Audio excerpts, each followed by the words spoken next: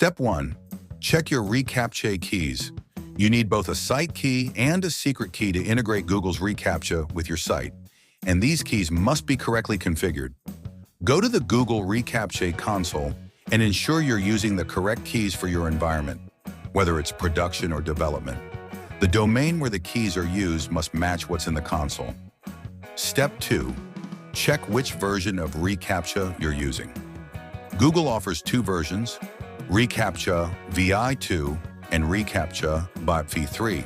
If you're using reCAPTCHA v2, make sure you have the checkbox or invisible reCAPTCHA properly set up. Version 2 requires users to interact with the checkbox or invisible reCAPTCHA. Version 3 runs silently in the background, but it's crucial that both are set up correctly based on your needs. Step 3. Check your API quotas. Google has a limit on how many reCAPTCHA validations can happen in a given time frame, especially for high-traffic sites. If you've hit your quota, you may experience errors. Head to the Google Cloud Console and check your API usage. If necessary, you can request additional quota or optimize your reCAPTCHA usage.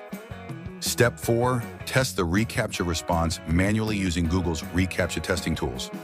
This will allow you to bypass the actual verification during development and test the flow.